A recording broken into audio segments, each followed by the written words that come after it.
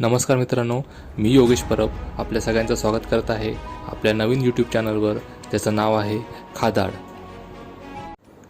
नमस्कार मित्रांनो, तर आज मी तुमच्यासाठी घेऊन आलो आहे आमच्या कोकणातली एक युनिक डिश, जिचं नाव आहे आंब्याचं रायतं. ही डिश बनवायला एकदम साधी सोपी पण चवीला तेवढीच भारी आहे. तर ती कशी बनवायची यासाठी आमचा हा व्हिडिओ तुम्ही शेवटपर्यंत नक्की बघा.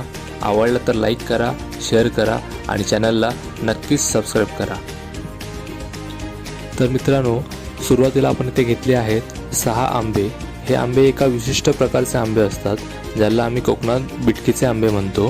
हे थोडे आंबट असतात चवीला.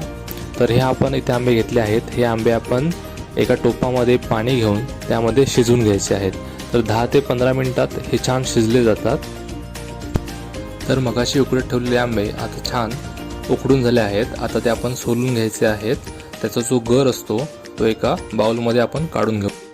आता त्यामध्ये चवीनुसार मीठ, थोडंसं गूळ, लाल तिखट आणि हळद आपण छान एकजीव करून घ्यायचं आहे.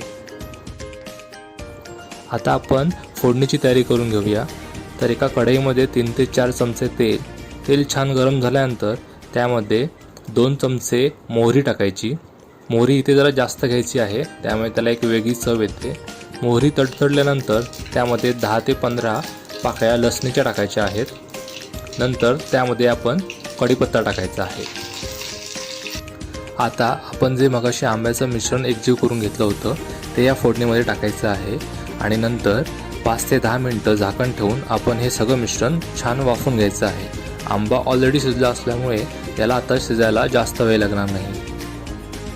तर अशा प्रकारे मित्रांनो, खायला चमचमीत आणि बनवायला एकदम सोपी आंब्याची रायतं ही आपली डिश आता तयार आहे. आमची ही रेसिपी तुम्हाला आवडली असेल तर व्हिडिओला नक्की लाईक करा आणि चॅनलला नक्की सबस्क्राईब करा. आम्ही तुमच्यासाठी अशाच चमचमीत रेसिपी नक्की घेऊन येत राहू. धन्यवाद.